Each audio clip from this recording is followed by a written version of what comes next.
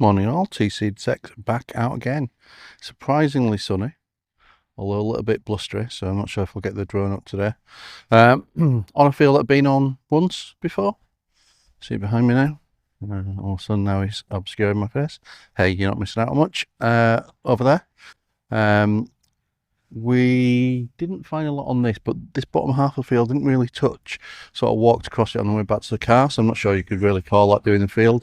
Going to head towards the bottom where there is evidence of an old footpath on the old maps.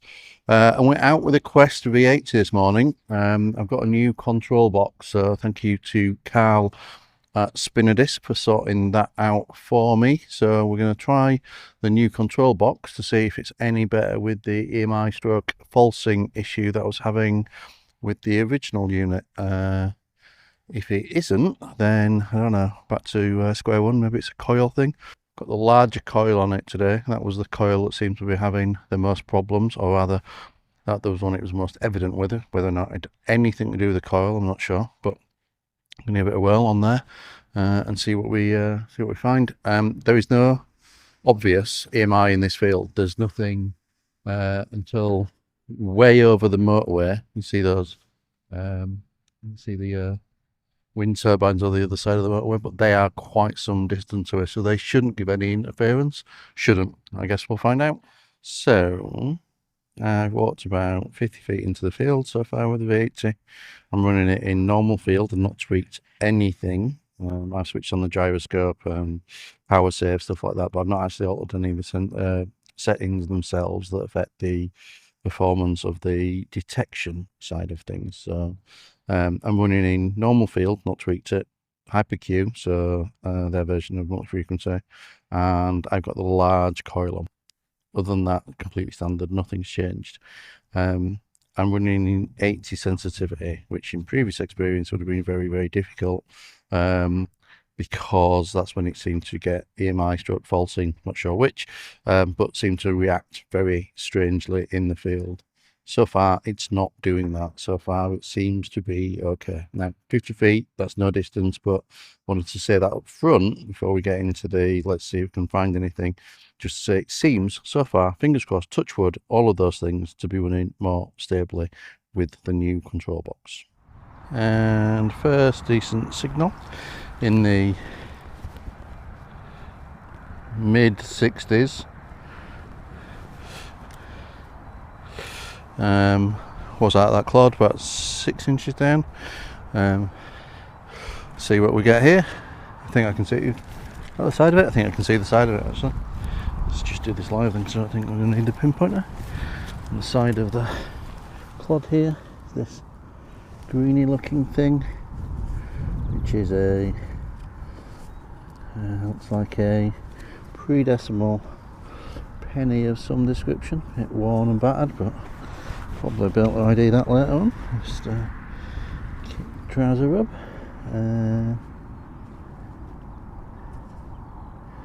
Yeah, I'm sure I'll be able to ID that. Older. I'm going to go Vicky just on the basis of the wear. Vicky penny. First signal, first decent signal. All good from that point of view.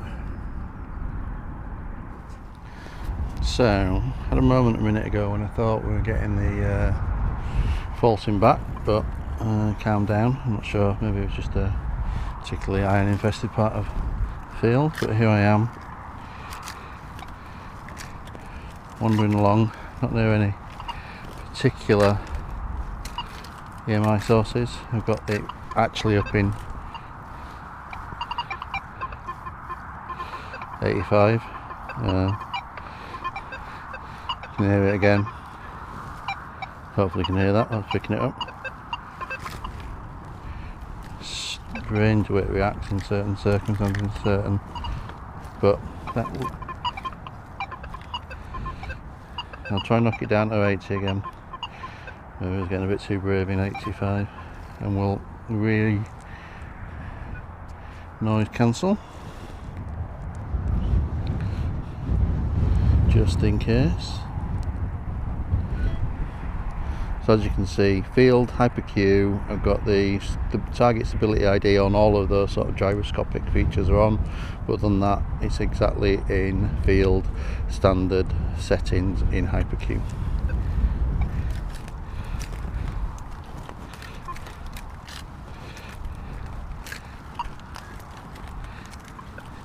Seems to be running okay. Again, not much in the way of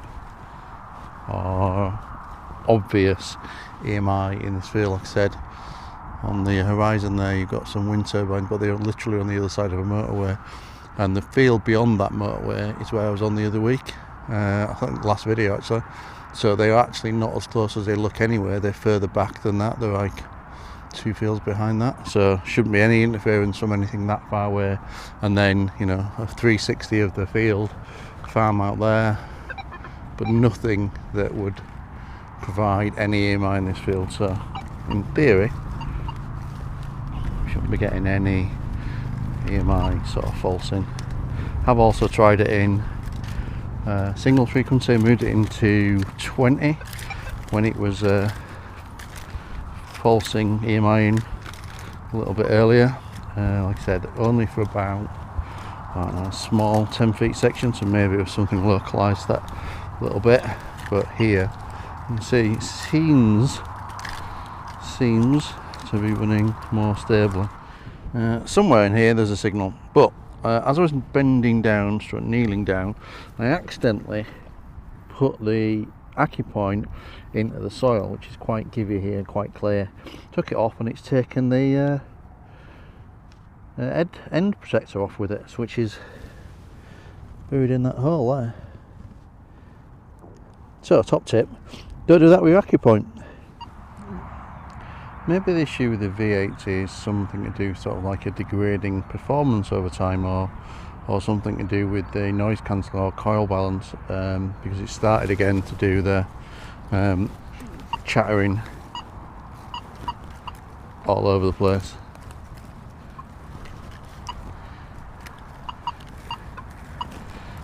Kind of just moving the thing in.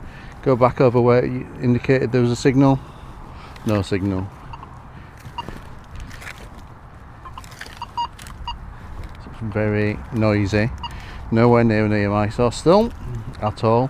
Middle of a field. Also, you can.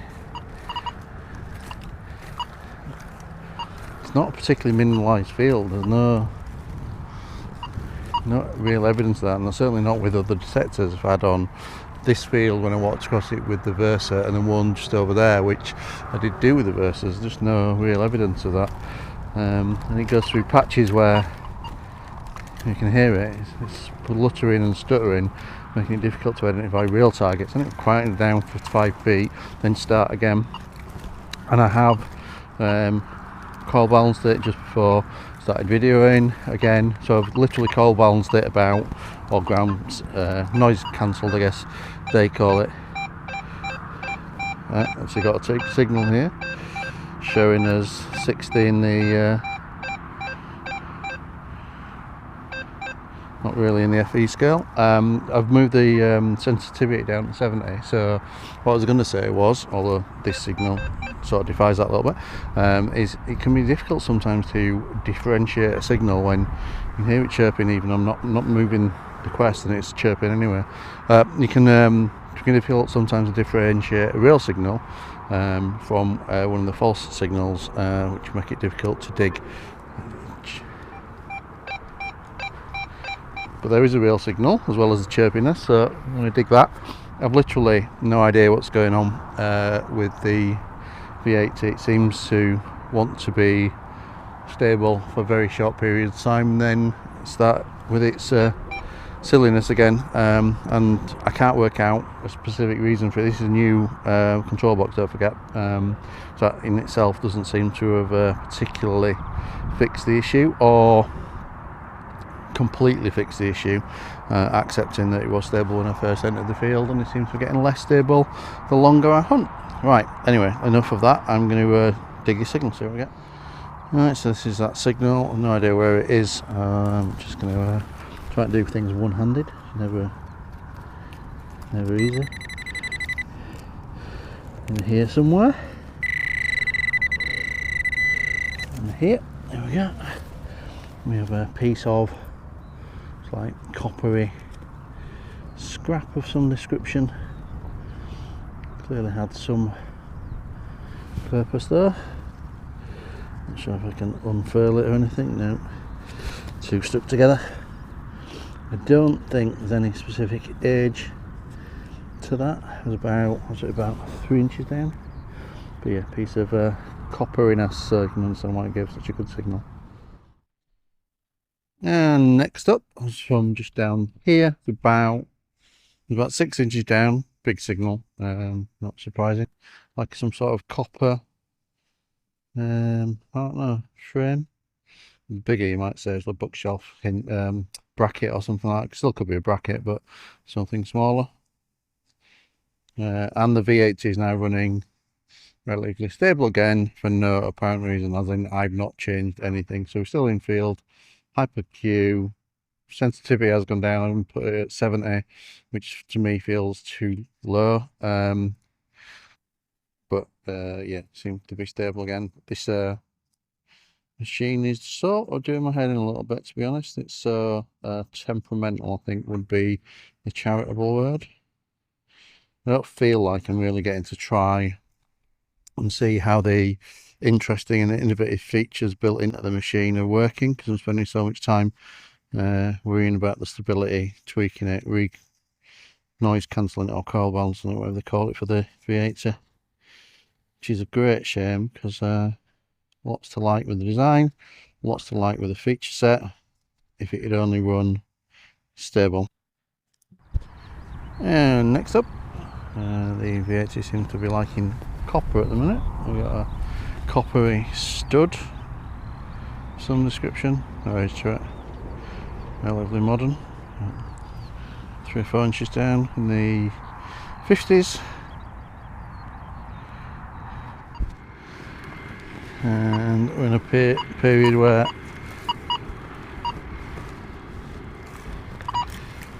falsing again all over the place. No apparent reason, literally no AMI in the area, nothing. Just getting this chattery noise however I swing it, and it's not hitting stalks or anything. I've actually got the coil lead secured at the bottom with a whatever you want to call it, a clasp, I guess. But I'm getting chatter with every swing almost. Makes it impossible to differentiate, or very difficult to differentiate real targets. Sensitivity down to 70, which for me that feels, I mean, it's not low, but field where the Rutus runs in equivalent of 80 plus, Versa that is, I don't think should need to go down this far to, obviously you can hear it's not stable now. I think one of the problems when you've got a situation like this where your machine isn't running stably, altering settings, regain balancing, coil balancing, noise cancelling, whatever you do doesn't help or assist. It makes it difficult to diagnose what the actual issue is. Your confidence just starts to go with the detector itself. You get less and less confident using it, to the point where, a little bit like this Quest now, might give it one more software update. I have contacted Quest to see if they're doing one, not heard back yet. It gets to the point where you're like, well, I'm not going to use the machine because I'm not confident in it when I'm out in the field with it. I'm not confident I'm not missing things in amongst all the chatter. I'm not confident that it's finding things in all circumstances, and I don't know, you know, if it's good with small thin signals and coins, hammered, things like that. I just don't know, because I'm not getting to test it, and I've got no confidence that I'm not, you know, missing things as I go over them with all this chattering going on for no apparent reason. It's a shame, it really is, because there's lots to like about the machine. Anyway, in amongst the chatter, I've found a decent signal, a 99.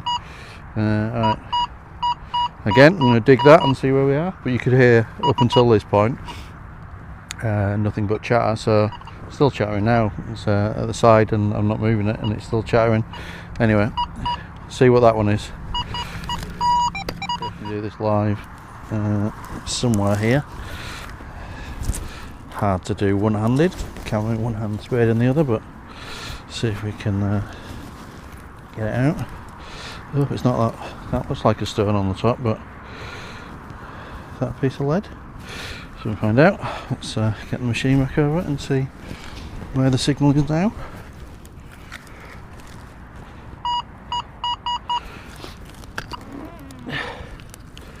Let's just see if that is a big piece of lead. Yep, right on the surface. Well, I can't really give Quest any credit for finding that when it was sitting on the top.